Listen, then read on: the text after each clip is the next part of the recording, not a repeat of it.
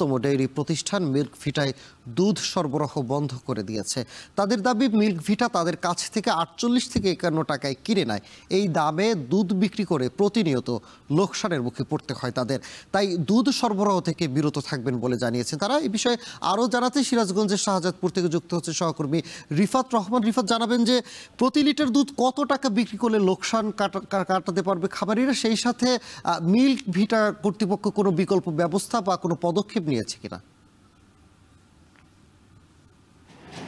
সানি, রবীন্দ্রনাথ ঠাকুরের হাত ধরে সিরাজগঞ্জের এই শাহজাদপুর এবং এই পাবনা অঞ্চলে এই দুগ্ধ যে সমিতি রয়েছে, দুগ্ধ সমিতির যাত্রা শুরু হলেও 1973 সালে এই বাঘাবাড়িতে মিল ভিটা স্থাপনের মধ্যে দিয়ে কিন্তু এখানকার যারা খামারিরা রয়েছেন তাদের খামারের সংখ্যা বৃদ্ধি করেন এবং প্রতিদিন কিন্তু এই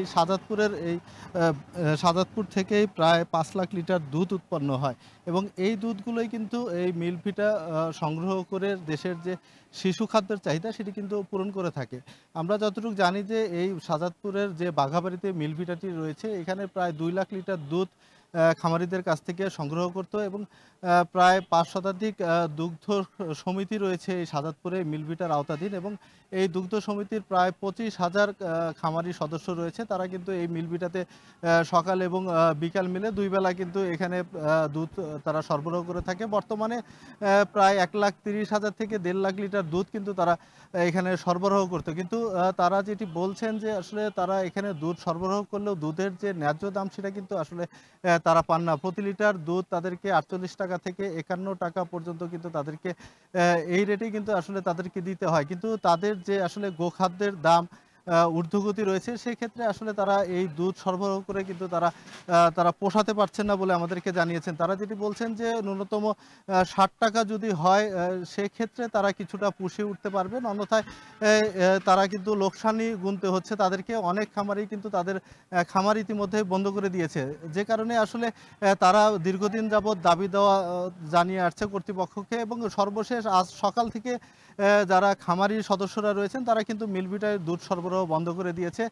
আপনাকে জানিয়ে রাখি যে প্রতিদিন সকালে কিন্তু 80 থেকে 90 হাজার লিটার দুধ কিন্তু এই সকালের বেলায় কিন্তু সরবরাহ করা হয় মিল ভিটায়, সেটি সকাল থেকেই বন্ধ রয়েছে। তারা যেটি বলছেন যে মিল ভিটা যেহেতু আহ্বায়ক কমিটি দ্বারা পরিচালিত হচ্ছে, তারা চাচ্ছে যে সমবায়ের দ্বারা যাতে এই মিল ভিটাটি পরিচালিত হয় এবং সমবায় নির্ভর যাতে একটি কমিটি হয় এবং পাশাপাশি যারা এই অসাধু কিছু কর্মকর্তা রয়েছেন তাদেরও অপসারণের কিন্তু তারা দাবি জানিয়ে আসছেন। মোট 6টি দাবি নিয়েই কিন্তু তারা এই মিল ভিটাতে আজ দুধ সরবরাহ বন্ধ করে দিয়েছেন এবং তারা যেটি বলছেন যে তাদের যে দাবি দেওয়া সেটি যদি আসলে মানা না হয় সেই ক্ষেত্রে তাদের কিন্তু এই যে কর্মসূচি সেটি কিন্তু তারা চালিয়ে যাবেন। আমরা খামারিদের সাথে কথা বলেছি, তারা যেটি বলছেন যে বর্তমানে তারা ঘোষের কাছে কিংবা অন্যান্য যেগুলো প্রতিষ্ঠান রয়েছে তাদের কাছে 60 টাকা লিটারে কিন্তু তারা দুধ বিক্রি করছেন এবং মিল ভিটাতে তারা দুধ দিচ্ছেন না।